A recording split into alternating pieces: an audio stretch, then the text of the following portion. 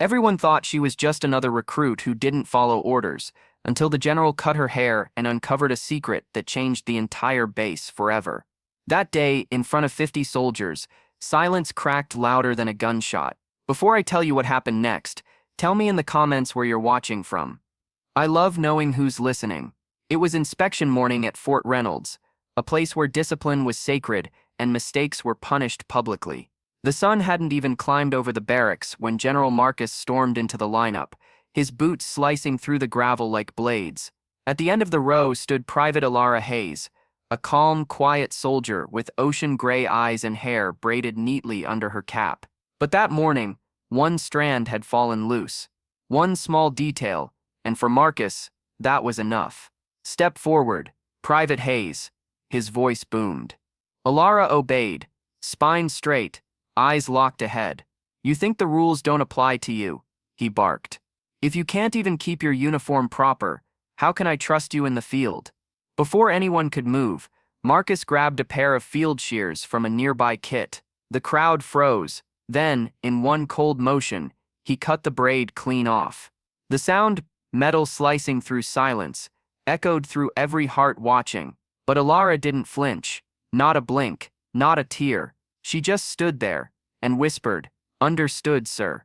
The general tossed the braid to the dirt. "Maybe next time you'll remember respect." He turned away. But that's when something caught his eye.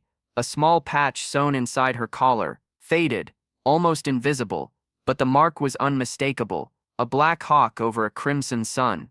Marcus stopped breathing for a moment. That emblem wasn't standard issue. It belonged to a classified rescue unit disbanded years ago, Hawthorne Echo. Only 5 soldiers ever served in it. 4 men and 1 woman. Rumors spread before noon. Soldiers whispered in the cafeteria, their trays untouched.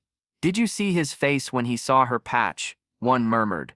"They say she was an Echo team." Marcus summoned her to his office. When she entered, she saluted sharply, still calm, still quiet. The general's hands trembled slightly as he laid the torn braid on his desk. "Private Hayes, where did you get that insignia?" She paused. "Permission to speak freely, sir." He nodded. "I earned it, years ago, before the fire at Sector 9.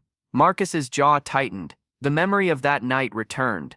The explosion, the collapsing outpost, the soldiers trapped inside. He had read the reports. One woman dragged 3 men out of the flames before disappearing, presumed dead. And now, she stood before him. "You were in that mission," he whispered. "Yes, sir. They buried the unit." I stayed quiet. Some truths are easier to live with when they're forgotten. The general's eyes burned, not with anger, but with regret.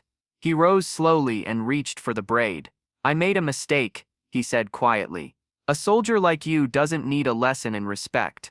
You are the lesson." Outside, the sky began to darken, a storm rolling in across the base. As lightning cracked in the distance, the general stepped into the courtyard with Alara beside him. Soldiers watched from windows as he pinned her insignia back onto her uniform. Then, to everyone's shock, he saluted her. Every soldier in the yard froze. Then, one by one, they followed his lead. Within seconds, the entire base, hundreds strong, stood at attention, honoring the woman once humiliated in front of them. That night, Alara walked alone along the barracks fence, wind brushing her cropped hair. She felt no bitterness, only peace, because for the first time in years, her silence had meaning again. The general watched from afar, the braid still resting on his desk, not as punishment, but as a reminder of humility. Because true strength doesn't shout, it endures. And sometimes, the ones we try to break are the very legends who once held us together. Because respect isn't earned through rank, it's earned through truth. And under the same rising sun that had witnessed her shame, a legend quietly reclaimed her name. If this story moved you, don't forget to subscribe for more stories like this, and share your thoughts in the comments.